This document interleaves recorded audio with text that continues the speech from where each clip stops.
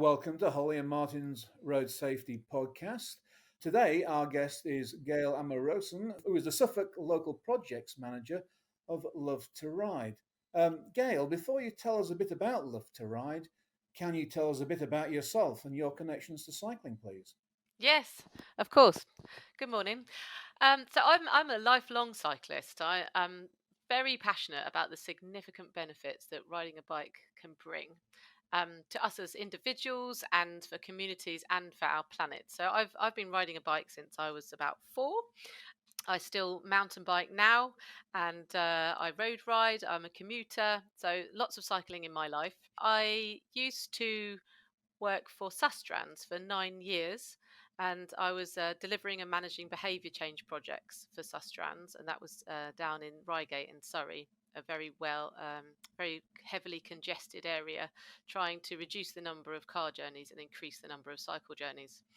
My children learnt to cycle during the first national lockdown. We didn't have Oh, much fantastic. didn't have much else to do, Yeah, and it was a perfect opportunity because, of course, things like leisure centre car parks were completely empty, and a great place to yeah, learn. yeah, absolutely. So, Gail, what is Love to Ride? So, Love to Ride is what we do. Excuse me. We get more people cycling, more people riding bikes using our online encouragement platform and app. And we have projects across the globe, many within the UK, and we have a project locally in Suffolk. And we have 4 challenges. One is Ride It Out, that's in March. One is Yeah. Bike Month in June. We've got Cycle September, funnily enough, in September, um, and Winter Wheelers. So we have 4 challenges a year, although it is an all year round platform that people can use at any time. You've got me interested now. So, why should I take part in Love to Ride? Lots of reasons.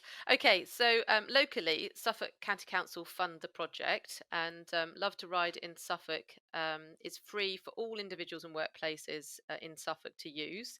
So you can log your cycle rides. You can set goals, earn badges. You can see how much CO2 you've offset and how many calories you've burnt. And it's a really good way if your workplace is signed up to compete and connect with colleagues. Particularly, we've found over the lockdown periods and people not being able to go into their workplaces, that it's a really lovely way of connecting to colleagues. So the cycle journeys that you can log aren't necessarily the platforms isn't necessarily for cyclists who are already riding long cycle journeys. But even if it's just a 10-minute journey and you've only just got your bike out of the shed and you haven't used it for ages, you can log that ride. So it's really for anybody, and a good opportunity to share stories and successes via the website as well. We want to get more people active.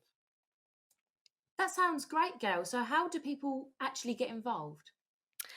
Okay, so you can register via the website. So our website is lovetoride.net/Suffolk. That's love to ride with a spelt TO rather than the number .net/Suffolk.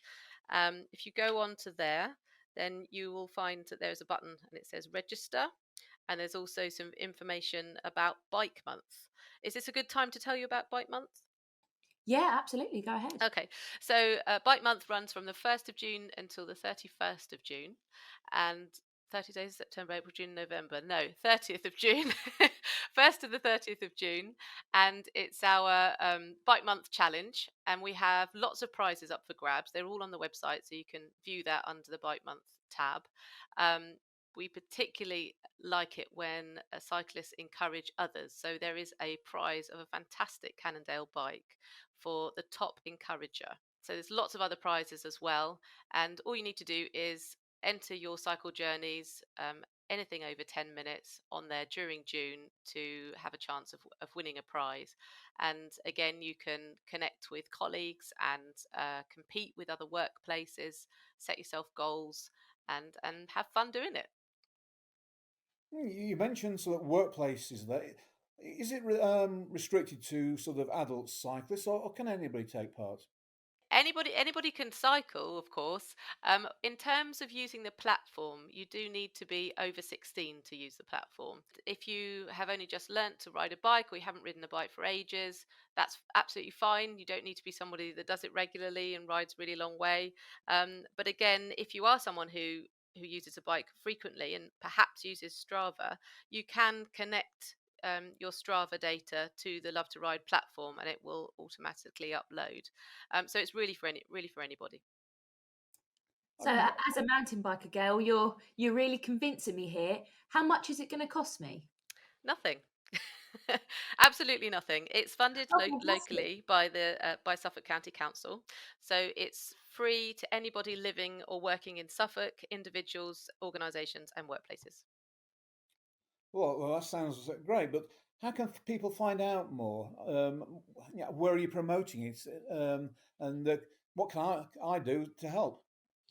Right, so the best thing to do is to go to our website. As I said, it's lovetoride.net/Suffolk. If you are having trouble getting to the website or finding the information that you need, you are very welcome to email me. So I'm Gayle, Gayle, at lovetoride.org. We also have Twitter feed, we have a Facebook page. It's not Suffolk specific, but it is a general Love to Ride one, which will have all the information on there for you. If you want to share information about Bike Month, that would be fantastic. And for those listening, I'll leave all that information down in the description box as well. Thank you. So, Gail, any other advice for cyclists? You say yourself you're an experienced cyclist. Is there any key points that you've kind of learned over the years of cycling? Well, it's worth saying that on our website, we have videos and information for people who need to know more about cycling. So, for Yeah, instance, if you want to try cycling, but you haven't done it for a while and you're not very confident using the roads, we have got videos. We have just recently had a webinar to promote cycling to women and see if we can break down some of those barriers to cycling for women. yeah. That's also posted on there.